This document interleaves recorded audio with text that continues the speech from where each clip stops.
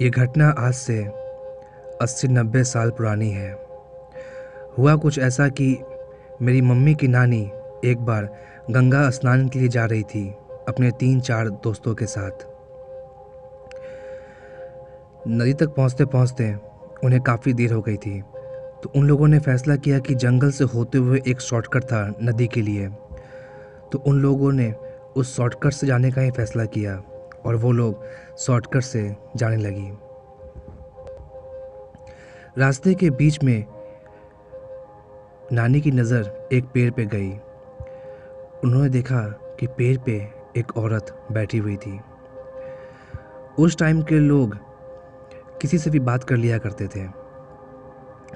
तो नानी ने अपने दोस्तों को कहा कि तुम लोग आगे चलो, मैं 1 मिनट में आती हूँ। और ये कह के वो उस पेड़ के पास चली गई। जब वो उस पेड़ के पास पहुँची तो उन्होंने देखा कि एक औरत पीले कलर की साड़ी पहन के पेड़ पे बैठी है और वो काफ़ी हाइट पे बैठी हुई थी। नानी ने उससे कहा, सब लोग जा रहे हैं गंगा स्नान के लिए, क्या तुम्हें नहीं चलना?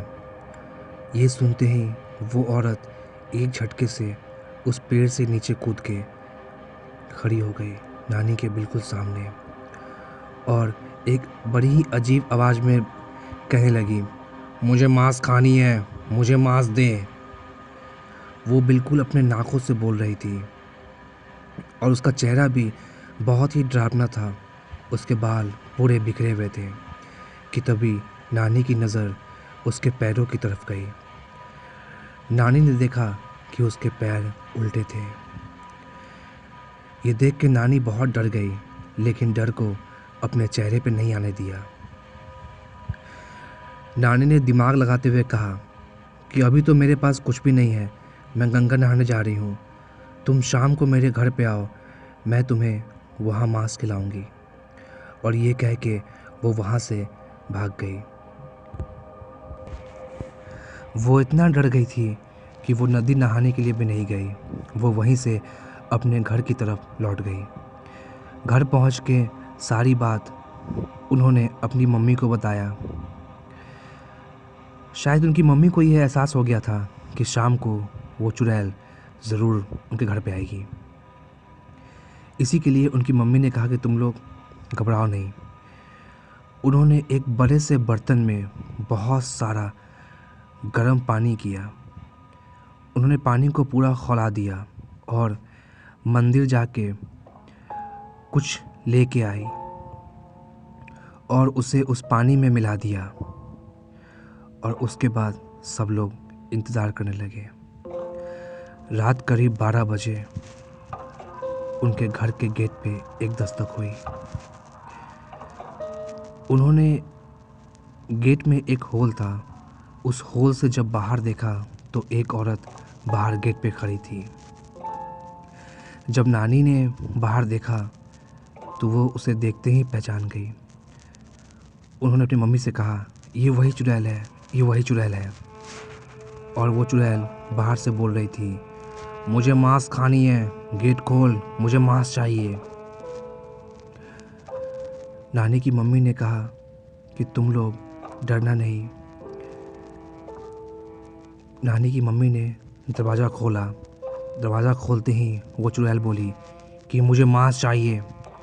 कि तभी उन्होंने वो खौला हुआ पानी उसके ऊपर फेंक दिया और गेट को बंद कर ली। वो चुड़ैल ज़ोर ज़ोर से चीखने लगी और गेट के बाहर से ही कह रही थी, पीछे पलट, पीछे मुड़ के देख, पीछे मुड़ के देख। मम्मी की नानी ने कहा, कोई पीछे मुड़ के मत देखना। दरवाजे की ओर कुछ टाइम बाद वो आवाज़ आनी बंद हो गई। उसके बाद जब नानी की मम्मी ने गेट खोला तो देखा कि वो चुड़ैल वहाँ नहीं थी, लेकिन उसके हाथ में जो सोने की बर्तन थी वो वहीं पे गिरी हुई थी।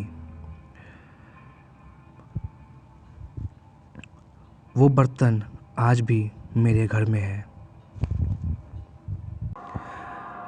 अब दूसरी घटना। ये घटना आज से करीब 20 साल पहले हुई थी। गर्मियों की छुट्टी चल रही थी और इसीलिए मैं अपने गांव चली गई थी। मेरे गांव में मेरे बहुत सारे दोस्त थे। उनके साथ मैं खूब मस्ती किया करती थी। मैं उस समय क्लास 4 में थी। हुआ कुछ ऐसा कि एक बार एक दोपहर मैं अपने दोस्तों के साथ खेलने के लिए आम के बगीचे में चली गई। वहाँ ठंड भी रहती थी और अच्छी हवाएं चलती थी। कहने का मतलब कि वहाँ पेड़ से छाँव मिला करती थी। लेकिन उस दिन बहुत ही तेज़ गर्मी थी। मेरे सभी दोस्तों ने कहा कि गर्मी बहुत ज़्यादा हो गई है, अब हमें चलना चाहिए, हम लोग शाम को फिर से मिलेंगे। सभी लोग वहाँ से जा चुके थे। मैं भी वहाँ से बस जाने ही वाली थी कि तभी मेरी नज़र वहाँ पे एक मेहंदी के पेड़ पे गई। मैंने सोचा कि क्यों ना मैं थोड़ी सी मेहंदी तोड़ लूँ और मैं घर जाके इसे पीस के अपने हाथों में लगाऊंगी।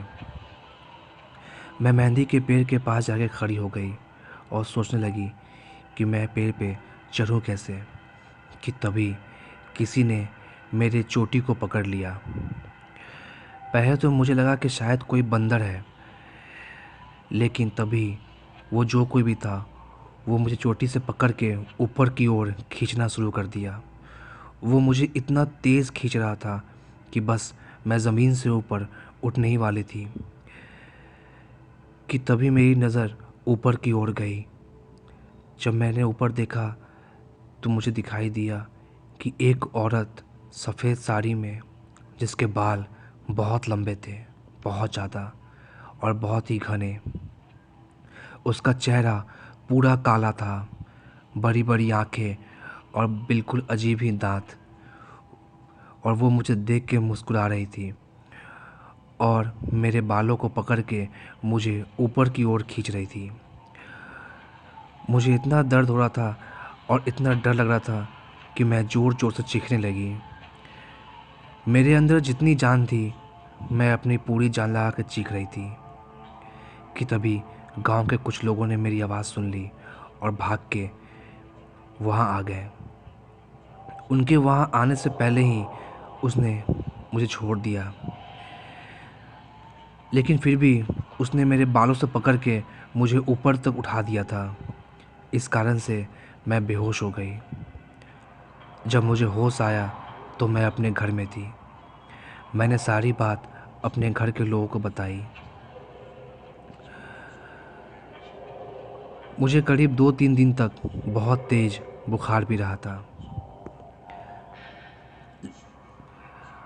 और सबसे अजीब बात यह है कि वो पेड़ आज भी मेरे गांव में है। आज भी जब मैं गांव जाती हूँ तो उस पेड़ को ज़रूर देखती हूँ, लेकिन मैं कभी भी उस पेड़ के नज़दीक नहीं जाती।